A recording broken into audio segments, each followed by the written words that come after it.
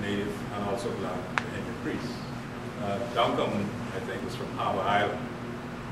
And believe it or not, if you wanted to go to high school from an Anglican school, and we now have the Marshall Cooper Park, which is the Saxons' home. So Saxons has a Grand Bahama tradition. Reverend William Sweeting, he was the catechist at the church in Andros before it caved off, and he became the first school teacher in Golden Grove, where his father was the one who gave the land to the church. We either came to Nassau or went to Bahama Island. They were two high schools that the Anglicans ran.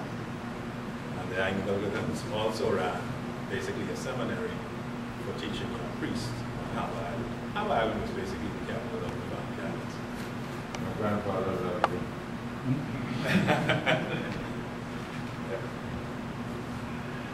Now, from 1972 on, 3 bishops come from former Grand Bahama clergy. Bishop Michael Eldon, who was in charge of all of the rest of Grand Bahama other than Christ the King from 1962 to 1968. Bishop Gomez, who joined Father Eldon sometime around 1964, and Bishop Cornell Moss, who was in charge of the Church of Ascension, who is now the Bishop of Guyana. So I guess going from a lost and neglected land, we're sure the cradle of bishops. And as we say, the Anglicans had a big contribution to education in Grand Bahama. They provided a school in 8 Mile Rock when the Board of Education pulled out in 1871.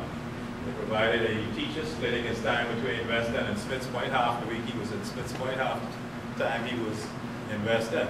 Now, both of these places are more than 15 miles away from 8 Mile Rock. So you only had, since there's only one teacher, you only have 2 days of school, and then 1 day in between for him to travel to the next location. And in 1889, a new school is started in Freetown. Freetown is mostly Baptist, but they still want education. Well, we get the story of Andrew Lang. Andrew Lang is a guy who can barely get around as far as reading and writing is concerned. But he has an endowment. From there, he shares. And this is 23 miles each way. We're not talking about 23 miles round trip. And you either walk the shore or sail. Because there are roads in the settlement, but no roads connecting the settlements. So Grand Bahama, for all intents and purposes, are separate islands. You could almost say, from settlement to settlement. But Andrew Lang does not let this be a barrier to him. He goes 23 miles for who knows how long.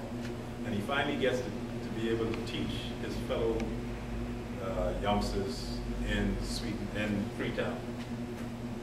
Well, 2 years after he starts the school and they find a building and they actually even start church services, the economy is so bad in Freetown that they move either to Waterkey or Cooperstown, Abercrombie. And very few people are left, not enough to keep a school.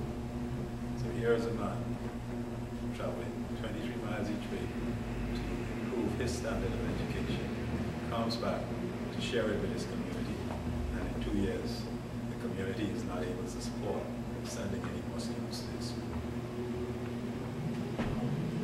You really have to appreciate what people did back then to try and educate themselves.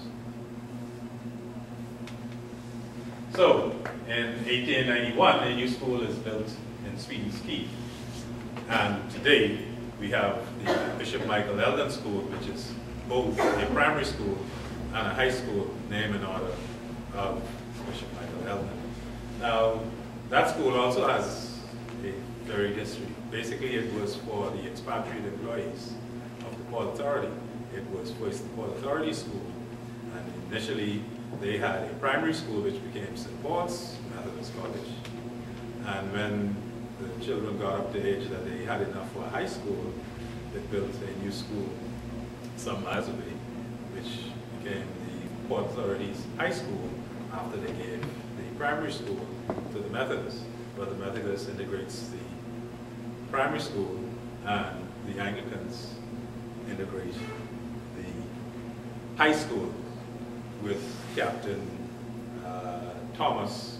He's dead now. He died in a plane crash between Bahama and Walker Ski Abaco commercial flight. But he was the first student allowed into, native student allowed into Bishop Michael Elder, which was back then Freeport Anglican High School.